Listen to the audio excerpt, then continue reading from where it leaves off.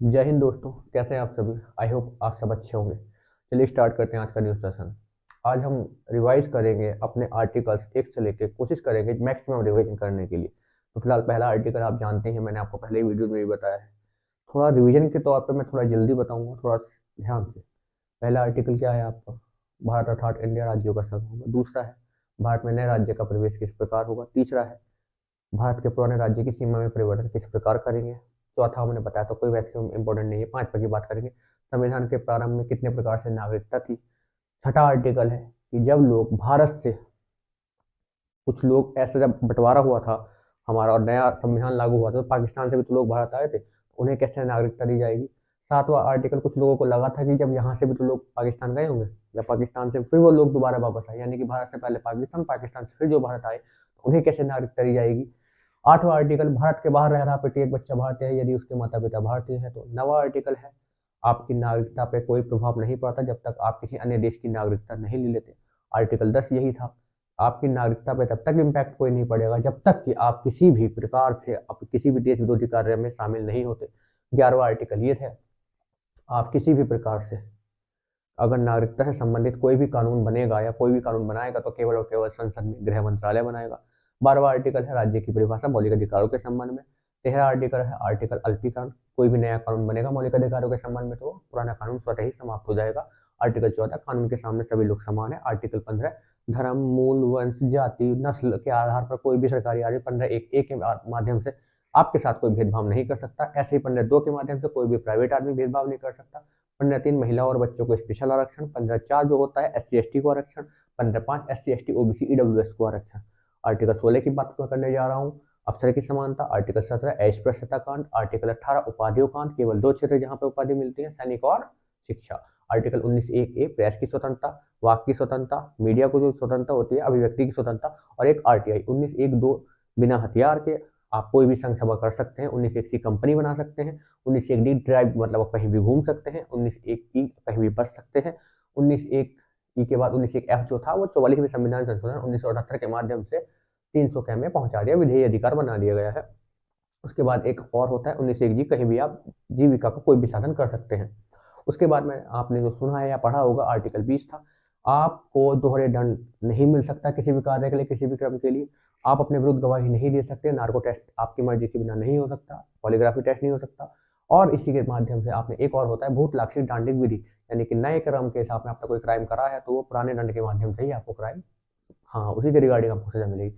उसके बाद है आर्टिकल 21 बताया था निजता का अधिकार, राइट टू प्राइवेसी। खाना पीना, प्राण, दैहिक स्वतंत्रता, बिजली, पानी, ये दुनिया भर के जितने भी नॉर्मल अधिकार है वो सब इसी में आते हैं। विदेशी, हाँ, विदेशी यात्रा भी आता है। आर्टिकल 22 होता है आपको प्री एंटिसिपेटरी बिल। आर्टिकल 23 बताया था, आर्टिकल 23 देह व्यापार महिलाओं वाला, और जितने भी ये बंधुआ मजदूरी वगैरह होते थे इस प्रकार के, इन चीजों पर शोषण पर रोक लगाया गया।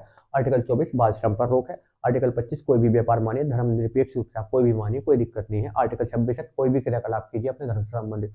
आर्टिकल 27 होता है अगर आप कोई भी धर्म मानते हैं तो उसमें आप कोई टैक्स वगैरह के रिगार्डिंग कुछ भी चीज छूट होती है या फिर टैक्स वगैरह देना ना देना, ये सब आपके रिगार्डिंग होता है। उसके बाद आता है आर्टिकल 28, किसी भी धार्मिक संस्थान में आप कोई भी पूजा कर सकते हैं अपनी मर्जी से, या फिर किसी भी पूजा में शामिल होना ना होना आपके ऊपर डिपेंड होता है। आर्टिकल 29 और 30 केवल और केवल अल्पसंख्यकों की शिक्षा से संबंधित होता है। आर्टिकल 31 संविधान के विधेयी अधिकार बना दिया गया, कानूनी अधिकार समाप्त कर दिया गया, वो भी 44वें संविधान संशोधन के तहत आर्टिकल 300 के में पहुंचा दिया गया। आर्टिकल 32 पांच प्रकार की रीति संविधान से सीधा सुप्रीम कोर्ट जारी कर सकता है, बंदी प्रत्यक्षीकरण, परमादेश, क्यू वारंटो, अधिकार परीक्षा। क्यू वारंटो के साथ साथ, हाँ, क्यू वारंटो होता है और आपके होते हैं निषेध और प्रतिषेध वगैरह। उसके बाद आर्टिकल 33 जितने भी ये संविधान से संबंधित मतलब जितने कोर्ट मार्शल वगैरह होते हैं, ये किसके होते हैं? अर्धसैनिक बलों के। अर्धसैनिक बलों की जितने भी मौलिक अधिकार है उनसे संबंधित। 34 में भी कुछ उनसे संबंधित चीज है। आर्टिकल 36 की बात करेंगे, सीधा 35 इंपॉर्टेंट नहीं है। 36 में है क्या है? आर्टिकल 36 में ध्यान से समझना, राज्य की परिभाषा DPSP के रिगार्डिंग, राज्य की नीति के निदेशक तत्वों के रिगार्डिंग। आर्टिकल 37 में है ये न्यायालय द्वारा प्रवर्तनीय नहीं है। जिस प्रकार अगर आपका कोई भी समस्या होती थी मौलिक अधिकारों में, आप सीधा सुप्रीम कोर्ट जा सकते थे, लेकिन इनके रिगार्डिंग आप कहीं नहीं जा सकते। उसके बाद हम सीधे बात करते हैं आर्टिकल 36-37, आर्टिकल 38 के कि राज्य, किसी भी राज्य को ऐसी व्यवस्था करनी चाहिए कि उसे राजनीतिक, धार्मिक और आर्थिक, राजनीतिक, आर्थिक और सामाजिक न्याय मिले। राजनीतिक, आर्थिक और सामाजिक न्याय मिले। आर्टिकल 39 यह है आपका 39 में आपको बताया जाता है कि अगर किसी भी इंसान को किसी काम को करने के मतलब महिला को 100 रुपए मिलते हैं तो पुरुष को भी 100 रुपए ही मिलने चाहिए, यानी कि समान कार्य के लिए समान वेतन। आर्टिकल 40 में होता है, जो उसके लिए अम्बेडकर जी भी लड़े थे और कौन लड़े थे, गांधी जी भी लड़े थे। दोनों की एक चाह रहे थे कि लगे, एक चाह रहे थे कि नहीं लगे। अम्बेडकर जी ने मना, अम्बेडकर जी नहीं चाहते थे कि इस चीज़ को नहीं लाया जाए, लेकिन गांधी जी चाहते कि लाया जाए ग्राम पंचायतों का गठन, जो आगे चलकर 73वां 74वां संविधान संशोधन में आपने देखा होगा। उसके बाद आर्टिकल 41 में दर्शाए होते हैं कि प्रत्येक राज्य सरकार को ऐसी व्यवस्था करनी चाहिए जो स्पेशल दशाओं में काम करे। जैसे कोई वृद्ध है तो वृद्ध को वृद्धा पेंशन वगैरह, कोई विधवा है तो उसे विधवा पेंशन की व्यवस्था करनी चाहिए, कोई बेरोजगार है तो रोजगार की व्यवस्था करनी चाहिए, कोई इंसान अगर ऐसा कह सकते हैं उसे उसके अंदर कोई कमी है, जैसे विकलांग है तो विकलांगों को चेयर वगैरह जो दी जाती है, वो जो साइकिल जो दी जाती है, वो सब इसी दशाओं के अंतर्गत दी जाती है। आर्टिकल 42, कोई महिला सरकारी नौकरी में है तो उसे प्रसूति के लिए 6 महीने की छुट्टी का छुट्टी देनी चाहिए। उसके बाद आर्टिकल 43, जीवन अगर कोई इंसान मजदूरी करता है तो कम से कम उसे इतनी सैलरी, इतना पैसा जरूर मिलना चाहिए कि उसका जीवन निर्वाह चल सके। आर्टिकल 44, एक समान का एक समान सिविल संहिता, एक समान सिविल संहिता इंपॉर्टेंट है, केवल केवल गाँव में लगी हुई है।